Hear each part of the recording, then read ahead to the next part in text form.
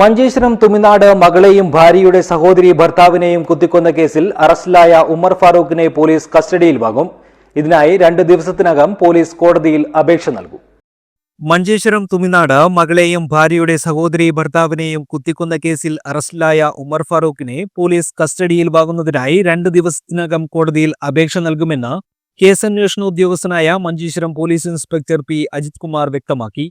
തിങ്കളാഴ്ച വൈകിട്ട് 5:30 മണിയോടെയാണ് കേസിനാസ്പദമായ സംഭവം നടന്നത്. കുടുംബ പ്രശ്നം പറഞ്ഞു തീർക്കാനായി ഭാര്യ സഹോദരിയുടെ ഭർത്താവായ ഷെയ്ഖുഞ്ഞിയുടെ വീട്ടിലെത്തിയതായിരുന്നു ഉമർ ഫാറൂഖ്. ഇതിനിടയിൽ പ്രകോപിതനാവുകയും അരയിൽ ഒളിപ്പിച്ചു വെച്ചിരുന്ന പുതിയ കത്തിയെടുത്ത് ആക്രമിക്കുകയുമായിരുന്നു. ഷെയ്ഖുഞ്ഞിയെ ആക്രമിക്കുവാനുള്ള ശ്രമം തടഞ്ഞപ്പോഴാണ് മകൾ ജുമൈലയുടെ കഴുത്തിനും വയറിനും കുത്തേറ്റത്. ഗുരുതരമായി പരിക്കേറ്റ ജുമൈല മംഗളൂരുവിലെ ആശുപത്രിയിൽ എത്തും മുൻപും ഷെയ്ഖുഞ്ഞി ചൊവ്വാഴ്ച രാവിലെ ചികിത്സയ്ക്കിടയിലുമാണ് മരണപ്പെട്ടത്. കൊല നടത്തിയ ഉമർ ഫാറൂഖിനെ സംഭവ സ്ഥലത്തു നിന്നു തന്നെ പോലീസ് കസ്റ്റഡിയിലെടുത്തിരുന്നു. വിശദമായി ചോദ്യം ചെയ്തിരുന്നുവെങ്കിലും ഇരട്ടക്കൊലപാതകത്തിന്റെ വിശദാംശങ്ങൾ തുറന്നു പറയാൻ പ്രതി തയ്യാറായിട്ടില്ലെന്ന് പോലീസ് പറഞ്ഞു. ഒരേ സമയം ഭാര്യയെയും മകളെയും തനിക്ക് കുടുംബസ്വത്തായി കിട്ടിയ വസ്തുവും നഷ്ടപ്പെടുമെന്ന ഭീതിയാണ് പ്രകോപനത്തിന് പ്രേരിപ്പിച്ചതെന്നാണ് പ്രതി പോലീസിന് നൽകിയ മൊഴി. ഇത് പൂർണ്ണമായും വിശ്വസിക്കുവാൻ പോലീസ് തയ്യാറായിട്ടില്ല.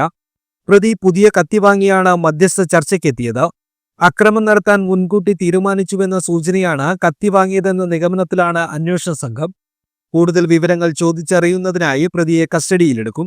വിശദമായ മൊഴി രേഖപ്പെടുത്തിയ ശേഷം ഇരട്ടക്കൊലപാതകം നടന്ന വീട്, കത്തി വാങ്ങിയ കട എന്നിവിടങ്ങളിലെത്തിച്ച് തെളിവെടുക്കും. അതേസമയം ജുമൈലിയുടെയും ഷെയ്ഖുഞ്ഞിയുടെയും മരണകാരണം സംബന്ധിച്ച് പോസ്റ്റ്മോർട്ടത്തിന്റെ പ്രാഥമിക റിപ്പോർട്ട് പോലീസിന് ലഭിച്ചു.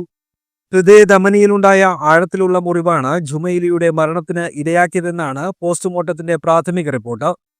വലതു തുടയിൽ ആഴത്തിൽ കത്തിയിറങ്ങി പ്രധാന രക്തക്കുഴലുകൾ മുറിഞ്ഞ് രക്തം കട്ടപിടിച്ചതിനെ തുടർന്നുണ്ടായ ഹൃദയാഘാതമാണ് ഷെയ്ഖുഞ്ഞിയുടെ മരണത്തിന് ഇടയായതെന്ന് റിപ്പോർട്ടിൽ പറയുന്നു.